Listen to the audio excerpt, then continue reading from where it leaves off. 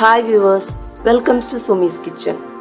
ഈ പ്രാവശ്യത്തെ ഓണം ഉണ്ണാൻ നമുക്ക് രസം എന്ന വിഭവം കൂടി ഒന്ന് വീട്ടിൽ തയ്യാറാക്കി നോക്കാം. രസമില്ലാതെ എന്തൊരു ഓണം അല്ലേ. നമ്മളിന്ന് രസവുമായിട്ടാണ് വന്നിരിക്കുന്നത്.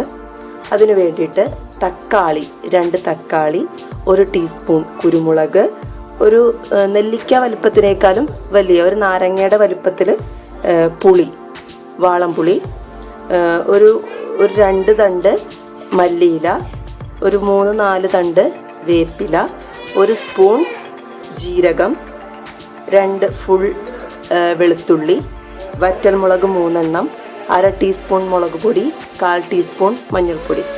ഇത്രയാണ് നമുക്ക് ആവശ്യമായിട്ടുള്ള സാധനങ്ങൾ. ഇതിലെ മെയിൻ ഒരു ഇൻഗ്രീഡിയൻ്റ് എന്ന് പറയുന്നത് പരിപ്പ് വേവിച്ചെടുത്ത വെള്ളമാണ്, അതിൻ്റെ തെളി ഊറ്റിയെടുത്ത വെള്ളമാണ്.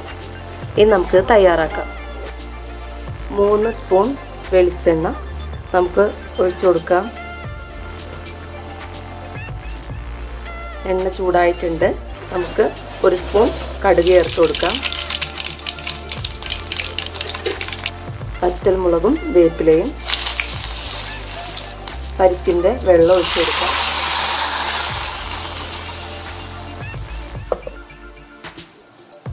ഇതിലേക്ക് 1/4 ടീസ്പൂൺ മഞ്ഞൾപ്പൊടി,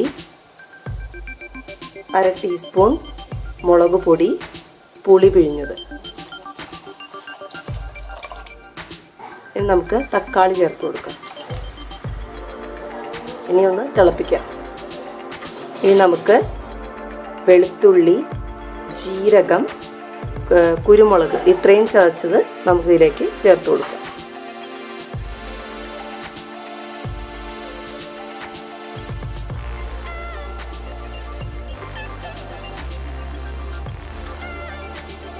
നമുക്ക് ആവശ്യത്തിന് ഉപ്പ് ചേർത്ത് കൊടുക്കാം. ഒരു ചെറിയ നെല്ലിക്ക വലിപ്പത്തിൽ കായം നമുക്ക് ചേർത്ത് കൊടുക്കാം.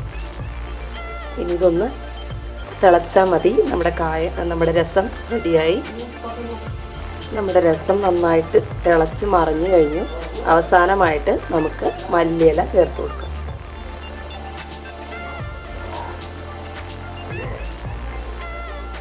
നമ്മുടെ രസം ഇവിടെ റെഡി ആയിരിക്കുകയാണ്.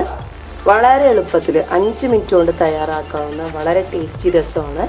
എല്ലാവരും ഈ ഓണത്തിന് ഇത്തരത്തിലൊരു രസം ട്രൈ ചെയ്യുക. Thank you viewers, thanks for watching. എല്ലാവർക്കും നല്ലൊരു ഓണം വിഷ് ചെയ്യുന്നു.